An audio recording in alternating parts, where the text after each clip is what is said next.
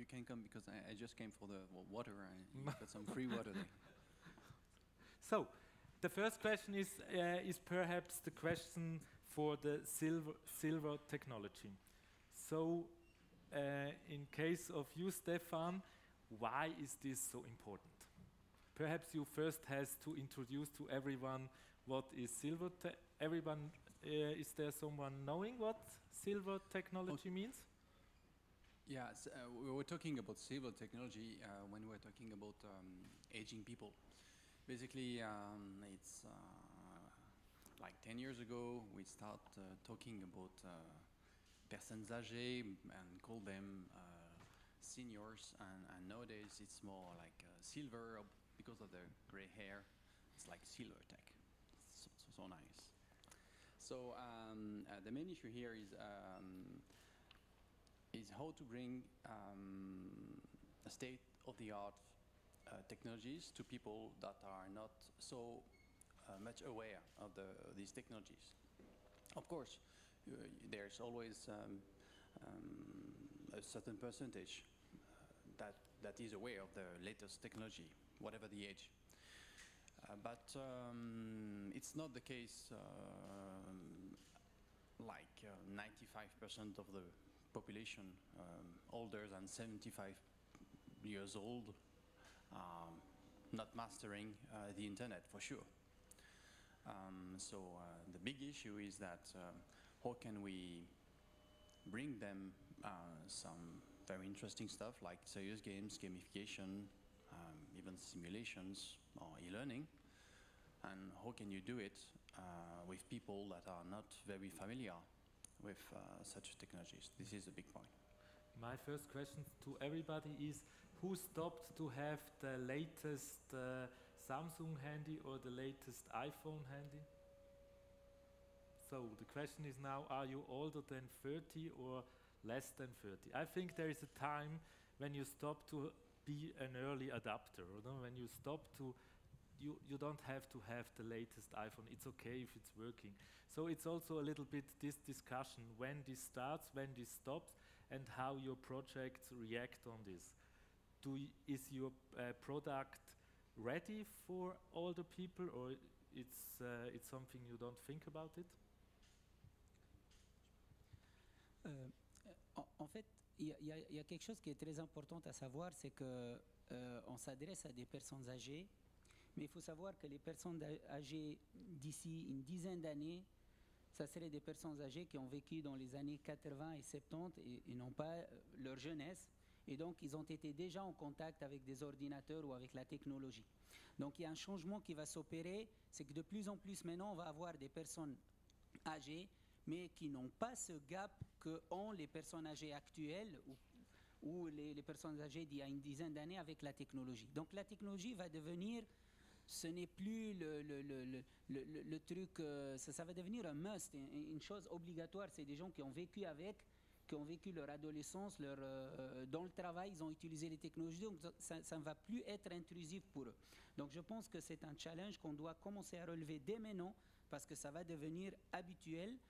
Ces gens-là, ils ont beaucoup de besoins, aussi bien psychologiques que physiques, et je pense que les serious games, ils peuvent apporter donc beaucoup de contributions pour ces gens-là, surtout avec, si on arrive à relever les challenges de l'immersion, de l'attractabilité, de la motivation, parce que souvent c'est psychologique avec ces gens-là, et surtout avec les technologies qui deviennent de plus en plus connectées et non intrusives, on arrive vraiment à avoir des choses qui peuvent les intéresser, qui peuvent amener des solutions. Donc voilà, il faut qu'on se projette, il faut qu'on cible les attentes de 10 ans au futur et se dire qu'une personne qui a 70 ans dans 10 ans, c'est quelqu'un qui a joué déjà à Tetris dans les années 80. Et donc, ces attentes, on ne peut plus les brouiller avec juste une icône qui fait un smiley ou qui sautille. Non, il faut vraiment élever un petit peu là-bas. Yeah, perhaps, yeah. One thing je profite que j'ai le micro, je complète juste par rapport aussi aux aspects des stéréotypes qui sont très importants dans ce genre de situation où les personnes âgées sont aussi convaincues que parce que c'est des personnes âgées, elles ne vont pas y arriver, elles n'ont pas les connaissances, elles n'ont pas l'habitude. Puis c'est là le challenge de faire des choses qui sont faciles à utiliser, accessibles et qui leur permettent de reprendre confiance. Mais c'est assez connu aussi qu'il y a une première barrière qui est purement de la construction sociale aussi. Yeah, I think, but I want to say something to this. On va One dans of the l'ordre. problem you see is always that this is a technical approach. Or it's always the discussion. It's accessible for someone who is old. But another question is, often you see in a lot of serious games, they take just the game culture we know now and put it into their area. So and often then all the people said because they're coming from a time where game culture was not part of, you stopped to play after being 15 years old or after you didn't play again. And often a lot of game designers just take our visuals from our game things and put it into their area, and then they say, stop, you don't accept what I am. I'm an adult, I have done a lot, but you give me these silly, stupid icons here. And I think the content of the accessibility in content is also something that had to be discussed from game designers or the game makers, because often we think too much in our actual culture where we integrated games as something that is normal. So. Je voulais répondre à la question d'avant, mais du coup, je voulais même aller encore plus loin que Yacine en disant que je pense qu'aujourd'hui même, les personnes âgées sont déjà prêtes pour des jeux. Basé sur ma propre expérience, on a fait tester ces jeux-là à beaucoup de personnes qui ont entre 60 et 80 ans, et les gens s'en sortent très bien. Ils ont une courbe de progression qui est un petit peu plus lente, évidemment. Dernièrement, on a mis notre stagiaire, il a battu mon meilleur score après 2 secondes, évidemment. Par contre, les personnes âgées prennent un peu plus de temps, mais je pense qu'elles sont déjà prêtes. Donc, on n'a même pas besoin de regarder forcément pour dans 10 ans, mais aujourd'hui même, il y a déjà un besoin, quoi. Pour la question d'avant, pour cette question-là, je ne sais pas si c'était une question, j'ai pas tout compris. Je passe volontiers le micro si quelqu'un veut ajouter une information. Et peut-être, je voulais juste rajouter aussi une sensibilité, c'est que ce gap technologique n'est pas forcément associé à l'âge. Vous pouvez avoir des personnes, des jeunes adultes qui ne sont pas du tout sensibles au jeu et qui vont avoir des difficultés à l'utiliser. J'en suis le témoin dans notre projet où effectivement on vérifie que les personnes de la petite enfance n'ont pas une sensibilité à l'informatique comme nous la trouvons par exemple dans la santé. Donc le gap technologique n'est pas forcément associé à l'âge, et je voudrais quand même souligner que nos personnes âgées ont une grande capacité d'apprentissage. Et donc ne pas regarder l'âge comme un facteur, je dirais, négatif, mais peut-être une opportunité aussi d'apprentissage. Je connais personnellement une personne âgée qui a 97 ans et qui parle avec moi par Skype. Donc vous voyez, tout est possible, il n'y a pas de no limits. Peut-être un complément d'information là-dessus pour renforcer justement ce que tu viens de dire. Alors je pense qu'il y aura à mon sens, le serious game, c'est pas un objectif en soi, c'est un moyen pour résoudre une problématique. Puis la problématique, on va le comprendre à travers justement la compréhension de besoins qu'ont ces personnes âgées. Alors il y aura des besoins en fait qui seront la prolongation de nos besoins actuels, et la réhabilitation physique, elle va se faire aussi pour les personnes âgées, mais peut-être il faut comprendre justement le contexte dans lequel évoluent en fait ces personnes âgées pour adapter le contenu et peut-être le design en fonction justement de l'évolution de l'âge. Mais peut-être avec l'âge aussi il y aura des besoins nouveaux qui vont apparaître. Et puis à ce moment-là, effectivement, il faut peut-être sortir de notre manière de faire actuelle, manière de designer le jeu, pour se projeter justement dans ces nouveaux besoins qu'on ne connaît pas nous actuellement, on n'a pas vécu. Et là, peut-être les discussions avec les professionnels ou bien avec les cliniciens est d'une grande utilité pour effectivement bien comprendre et formuler en fait ce besoin et apporter des solutions qui sont adaptées. Alors on a mené quelques essais avec justement l'hôpital de l'île de Berne qui travaillent eux avec des Alzheimer, de personnes âgées qui ont des problématiques d'Alzheimer. Et là, les problématiques sont complètement différentes, les attentes sont complètement différentes, et il faut avoir en fait cette sensibilité, cette capacité de penser différemment en fait le concept de jeu. Si je peux me permettre, moi je vais essayer de répondre à la question de René sur cette cette erreur à ne pas commettre, c'est le fait de projeter sur des personnes une vision ou une culture qui n'est pas la leur. Alors moi, j'aimerais souligner quelque chose, c'est que c'est pour ça que le domaine du serious gaming est intéressant, pas seulement au niveau technique, mais même au niveau culturel. Il faut savoir que le développement des jeux, c'est le domaine en informatique où on fait le plus ce qu'on appelle du user-centric design. Ça veut dire que tout est développé pour que ça soit attractif et accepté par l'utilisateur. Un jeu qui n'est pas accepté, à la rigueur, quand vous êtes banquier et que votre boss vous donne un logiciel à utiliser, vous l'aimez ou vous ne l'aimez pas, il y a un salaire qui tombe, il faut l'utiliser. Un jeu, c'est pas ça. Un jeu, c'est tu l'adoptes, tu l'achètes, tu adhères. Donc, cette culture de développer des choses qui sont vraiment basées sur les besoins et sur l'acceptabilité du end-user, ça, c'est quelque chose qui est intrinsèque à tout développement de jeu. Et donc, ça aussi, c'est une des contributions que le serious gaming peut apporter, c'est toute cette culture du user-centric design, et on peut l'appliquer aussi avec les personnes âgées en étudiant leurs besoins, leurs capacités, leurs attentes, mais encore une fois, j'insiste, c'est quelque chose qui est intrinsèque dans ce domaine de l'industrie du jeu. On ne peut pas faire mieux, j'entends, en termes d'aboutissement, actuellement dans l'industrie informatique, à part peut-être l'aviation, je ne vois pas un autre domaine où le taux d'achèvement et de perfection est toujours recherché. Donc voilà, je dirais qu'on est déjà plein dedans dans ce développement qui est en adéquation avec les attentes des utilisateurs. Je ne sais pas si j'ai répondu, mais si je résume, c'est que je suis optimiste. On est les mieux placés pour le faire. Voilà. Le problème vient aussi avec, vous avez des personnes qui, si vous, if you look at your teams, then you see two different cultures. You have the technician who makes the technician part, and you have the, let's say, person coming from content, therapist, and things like this.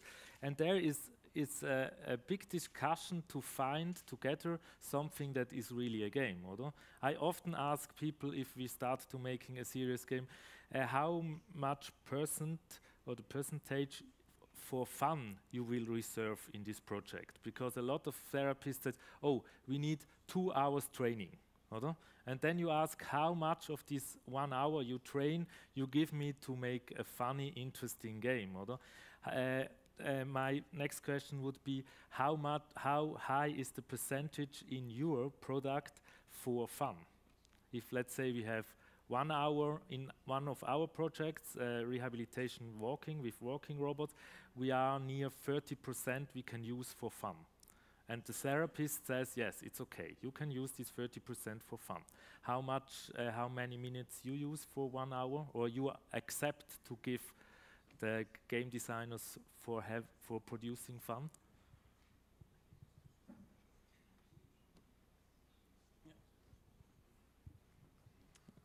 Dans notre cas, actuellement, il y a déjà des jeux qui sont utilisés.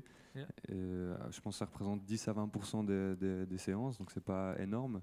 Par contre, on espère justement pouvoir augmenter ce temps-là. C'est ça l'idée. Le but, c'est de pouvoir intensifier l'entraînement, plutôt que d'avoir un entraînement qui est rébarbatif, où c'est plutôt le patient qui, après 1 heure, demande à partir parce qu'il en a marre. Le but, c'est que ce soit lui qui demande à rester parce qu'il a envie d'essayer de battre son niveau. Ouais. Et puis, si on a un appareil qui est suffisamment autonome pour qu'il puisse être utilisé par le patient seul, il va pouvoir intensifier son entraînement. Ouais. C'est ça l'idée. Ouais. Donc, actuellement, je dirais 10-20%. Et puis, si on arrive à monter jusqu'à 30, 40, 50%, ce serait bien. Si je peux me permettre un ajout, c'est qu'il y a une erreur aussi à éviter, c'est cette approche d'injection, d'aspect funny. En fait, ce qu'on essaie de faire quand on parle de gamification, je pense que Stéphane peut expliquer ça mieux après, c'est de ne pas prendre une simulation classique et juste venir au bout de chaque 1 quart d'heure ou chaque session de 5 minutes et ajouter un joke ou une blague ou une image funny. C'est pas ça la gamification. La gamification, c'est de rendre tout le processus léger. C'est d'oublier sa pénibilité, d'oublier la finalité et de se prendre au jeu. Donc en fait, si vous voulez parler en termes de degrés, ce n'est pas un degré en termes de slot temporaire, mais c'est un degré en termes de combien on veut être, à quel degré on veut être réaliste et à quel degré on veut aller jusqu'au bout dans le décalage par rapport à la réalité et l'immersion dans le jeu et tout ça. C'est ça ce qui fait que le jeu est funny. Ça doit être sur tout le processus et ça doit être funny. Alors après, bien sûr, il y a des contraintes. Comme j'ai dit, moi, dans mon cas des phobies, l'aspect funny peut apporter quelque chose, mais il peut être négatif pour un autre aspect. Donc il y a un dosage à faire. Ça peut se discuter avec les spécialistes. Mais en tout cas, voilà, je voulais juste signaler cet aspect que le fun, c'est pas des injections, c'est vraiment repenser le processus et le redévelopper. Yep. Pour répondre, for me, fun means how much how I can create the whole process as a funny thing. For example, the most of the game designers out of the games which we are talking here are not out there and someone goes and pays for a product. It's inside of an institution. So if I come and say it's funny to make, we have also this robot problem, to be in this robot, in fact, of course, it's not so funny.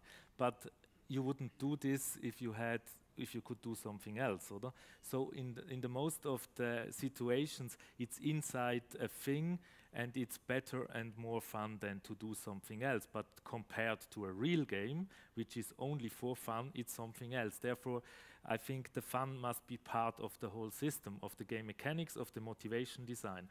And one of the problem is that people understand that there is a motivation design behind, or perhaps you can ask yourself how much you punish your player. The most of the serious games are not punishing the player, because we all think, oh, it's just good to say, do it better, but in a classical game you punish the player. You give him a challenge, and if you don't do this, you will be punished, and this brings you more to motivation. And for example, this is, if I say have fun, punishment is also part of the fun, and not only gives sugar. Sorry. Alors, je pense qu'il y a, comme tout le monde parle en français, je parle en français bien, aussi. C'est quand même plus facile. Oui, ben. Il y a non, Zurich, je comprends. Non, je pense qu'il faut faire attention à deux termes. C'est amusant et distrayant. Un serious game, c'est pas forcément amusant, mais ça doit être forcément distrayant. Alors, j'insiste là-dessus parce que souvent on se trompe. J'aurais tendance, au niveau du deuxième concept que je voulais parler, c'est faire un petit test avec l'audience. Donc je vais vous donner un terme, si vous voulez bien, et puis je vais vous demander de fermer les yeux, et puis de réfléchir, en fait, quelle émotion vous avez avec le terme que je vais vous donner. Est-ce que tout le monde est prêt? Tout le monde est prêt? Alors on ferme les yeux. Tout le monde ferme les yeux, personne ne triche. Travail. Voilà, c'est bon, le test est fini, vous pouvez ouvrir les yeux. Alors, je ne sais pas quel est le pourcentage, à peu près, quelles étaient les personnes qui ont eu une émotion très positive? Okay. Quelles ont été les personnes qui ont eu une émotion plutôt négative? Alors en général, c'est plutôt des émotions négatives qui vont sortir de là. Moi, ce qui me passionne dans les serious games, et en fait un petit peu tout ce dont on parle, c'est le fait que je pense que n'importe quel concept, n'importe quel travail, n'importe quel développement ou réalisation qu'on fait, on peut la rendre intéressante. On peut la rendre pas rigolote, mais en tous les cas suffisamment distrayante pour y trouver vraiment son intérêt.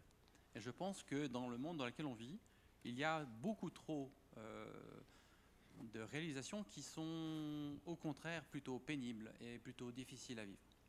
Donc voilà, je pense que les serious games peuvent apporter, et puis si je devais répondre à la question de René, au final, on pourrait très bien avoir 100% de choses passionnantes dans le travail, de mon point de vue. Mais je suis peut-être trop utopiste.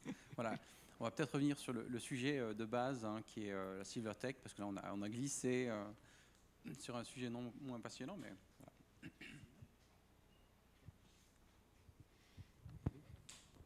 Je vais plutôt poser une question parce qu'on avait parlé effectivement tout à l'heure que les serious games doivent répondre à un besoin. Et puis, je ne sais pas si on peut discuter, brainstormer un petit peu, mais quels sont les besoins justement des personnes âgées qu'on peut adresser avec des serious games? Je vous passe la parole.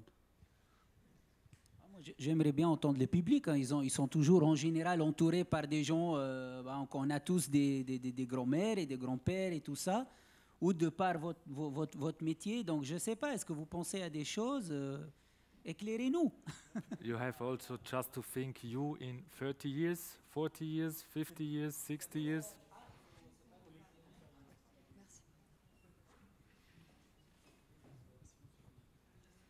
Bonjour. Ouais, moi, je peux peut-être juste apporter une expérience personnelle que j'ai pu voir en fait avec ces casques de réalité virtuelle, où j'ai un ami animateur dans un EMS qui a eu l'idée simplement d'amener ces casques pour les personnes âgées, qui ont pris un réel plaisir en fait, parce qu'ils n'avaient pas du tout ils avaient juste le casque, ils n'avaient pas de manette en main, ils n'avaient pas besoin d'apprendre la coordination nécessaire à un jeu, d'apprendre tous les mécanismes d'un jeu, donc c'était juste de l'exploration, une balade dans un monde virtuel. Juste ce genre de choses, en fait, ça les a occupés toute une après-midi avec plaisir. C'est peut-être aussi des choses qu'on peut explorer simplement.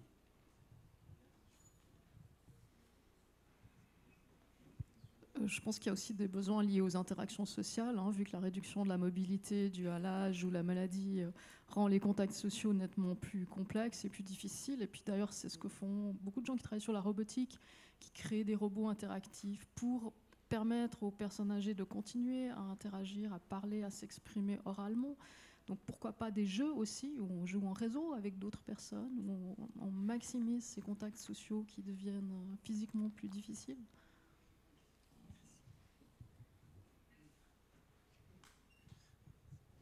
Salut.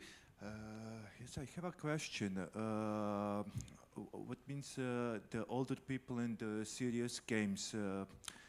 For example, I do not understand quite the serious games. How could what is your opinion on how they could help the older people? Something about which are in age of 60s, like my father, or older, or a little bit younger, 50.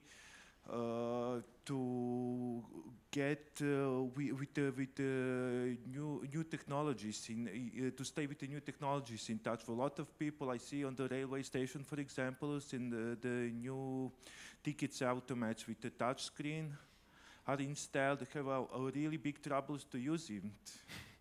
So the serious games, how you can how could I say it in English? Bring to these people that he started to game, and what you understand what I mean? So I want to use a PlayStation or a laptop when I had a problem with the ticket automat.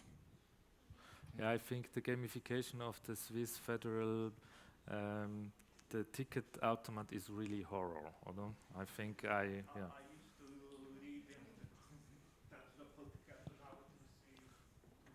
Yeah, it's. I think they wanted to show how complicated it is, technical to produce, also to find a ticket for the A to B. Therefore, it's a gamification of visibilization. I have something one more question. For example, the new cars. Also, for the older people, the new cars, for example. Excuse me. For example, also a new cars, not only the ticket automat, everything that is around us, what is automatization. I'm a diplomat CG designer, 3D Maya designer. Yeah. But I have also a problem a little bit, how should I say, to get, when I rented, for example, a new Golf to drive it to all the things, it is unuseful for me, which I drive some 20 years old Toyota. But for older people, that is really my question is, how do you want to bring him as games to play that he can better understand the environment. So that's the point of the or goal of.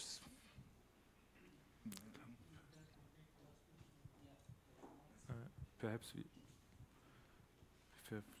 give. Okay, this is my name is Nino Marina from Otecolarc. Probably this question is more addressed to Professor Gobron, related to his like introducing talk. You're mentioning about this savoir, savoir-faire, savoir-être, and it was quite clarified that you have to set up rules and rewards, or maybe even, I mean, the carrot and the stick, so either a reward or a punishment. For me, it's a little bit less evident how to give a reward for the last and probably the most important, savoir-être, because there it's less objective to set up rules of the game, and less objective to give reward or punishment. And it's actually, for me, I see a challenge there, but there it's a little bit more tricky how to set up those rules. So if you can comment on this, thank you.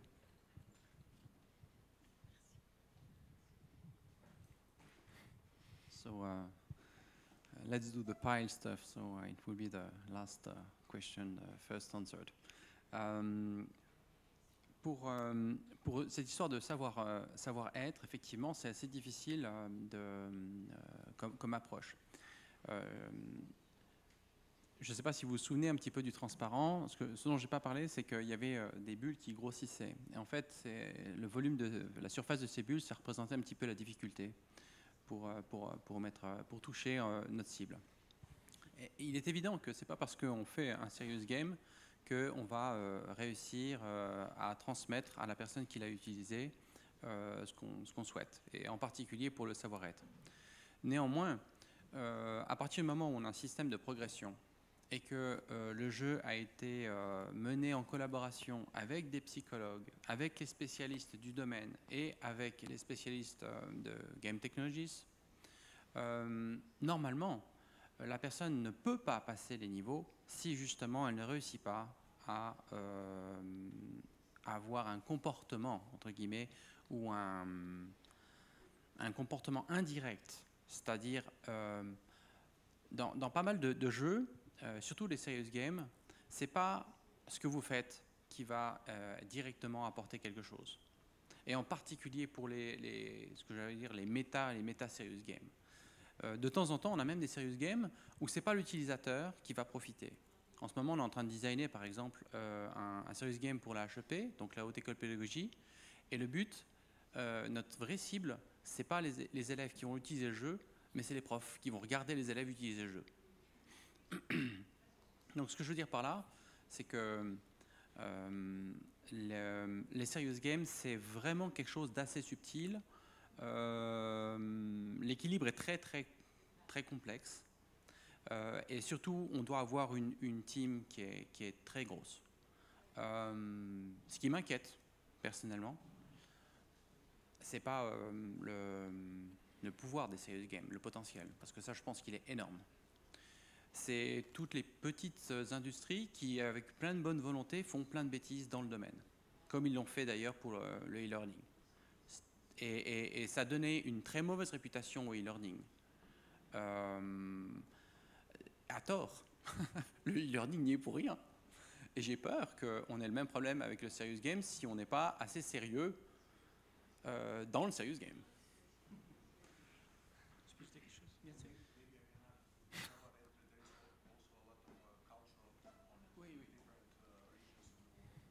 Oui, donc je transmets ce que tu viens de dire, c'est qu'effectivement, il faut faire attention à la dimension culturelle, où est-ce qu'on souhaite développer et implanter tel ou tel serious game. Parce qu'on a cette grosse partie psychologique, évidemment, un serious game qui fonctionne particulièrement bien en Suisse ne fonctionnera pas forcément très très bien à Pékin. Je reviens sur ça. Moi, j'ai travaillé dans un projet européen que je vais présenter dans 3 présentations, en fait. Et nous sommes 17 partenaires à travailler sur ça, dont 3 sont des partenaires qui sont spécialisés dans la psychologie. Ils sont psychologie vraiment pour la population cible pour laquelle on développe le jeu. Donc, c'est vraiment un effort très fort. En plus, c'est un projet européen. On va les tester en Italie, en Angleterre, en Espagne, parce qu'on sait qu'on a des comportements différents, même si ce sont des 3 pays européens, mais ça change énormément, en fait. Voilà. Merci. Moi, j'aimerais apporter 2 petites réponses. La première, c'est un complément. Je suis d'accord et je rejoins un petit peu ce qui a été dit, c'est que travailler sur le comportement, c'est le stade le plus complexe lorsqu'on veut atteindre des objectifs. Mais il faut savoir que même dans le comportement, il y a ce qui n'est pas quantifiable, mais il y a des choses qu'on peut quantifier. Donc, il y a toujours des possibilités. Par exemple, si on parle de sociabilisation pour une personne, alors la qualité de la sociabilisation, on peut ne pas la quantifier, mais par exemple le degré d'échange, le nombre de messages, est-ce qu'il parle ou il ne parle pas, est-ce qu'il assiste à un jeu ou il n'assiste pas, on peut l'améliorer. Après, vous pouvez me dire que la corrélation n'est pas toujours bijective ou n'est pas toujours en parallèle. Oui, mais on peut apporter quelque chose. C'était juste pour dire que même si c'est complexe, voilà, en travaillant avec les bonnes personnes, on arrive à atteindre des objectifs. La deuxième chose, et là je rigole parce que j'allais utiliser pour répondre à un monsieur qui disait oui, est-ce qu'on peut utiliser ces technologies-là pour les tâches de tous les jours, et ça montre qu'on est bien copains, Stéphane. J'allais parler aussi du e-learning, c'est le même exemple. Lorsqu'on a fait le e-learning, on a essayé de rendre tout amusant, des approches basées technologiques. On a voulu montrer nos muscles au départ et on a essayé de substituer les profs et tout ça. Et après une phase de jeunesse, on va dire, moi j'ai travaillé 10 ans en e-learning, hein. Donc on s'est rendu compte que c'est pas l'approche. L'approche, c'est toujours dans le blended learning, dans la complémentarité entre le présentiel et les aides que la technologie peut venir apporter et tout ça. Et même rendre tout agréable, c'est parfois pas souhaité. Un étudiant ou un élève, il doit parfois aussi sentir l'ennui ou même la difficulté d'apprendre quelque chose et de rester 1 heure à faire une tâche parce que dans le travail, c'est ce qu'il va faire. Et là, j'ai envie de répondre la même chose. Les serious games, ils peuvent rendre des tâches plus agréables, ils peuvent nous aider à atteindre des objectifs, mais on ne va pas non plus transformer toute notre vie en un jeu. Je ne vais pas apprendre à conduire ma bagnole et à donner le biberon à mon fils et à aller travailler en jouant. Il y a des tâches qui vont rester un petit peu sérieux et où l'investissement en serious game n'amène rien. Ça va juste donner des illusions et des désillusions, surtout pour les utilisateurs. Je pense que ce qui est intéressant, c'est de focaliser sur les vrais besoins. Par exemple, les personnes âgées, pour revenir encore, c'est un vrai besoin parce qu'il y a la pénibilité, il y a parfois le manque de lucidité, il y a parfois cette nécessité de les guider. Là, le jeu peut apporter quelque chose. Mais moi, par exemple, entre apprendre à conduire mon Audi avec un serious game ou en regardant un manuel, je veux la conduire, je vais l'apprendre. Donc voilà, je pense qu'il faut mettre le focus sur les vrais besoins, là où on peut apporter une valeur ajoutée pour éviter la désillusion, pour éviter la démotivation des utilisateurs qui est très grave. C'est comme dans les restaurants, on vous dit qu'un bon client, il vous apporte un bon client, un mauvais client, il vous en fait perdre 10. C'est la même chose pour les jeux. Dès qu'on est à manquer de cible, c'est pas bien, c'est de la mauvaise orientation. Je sens que Max est en train de s'exciter. Non, il y a une autre règle, c'est que nous faisons 10 minutes de pause et après, take your question to the coffee and discuss there. Okay? You can live with this, Max?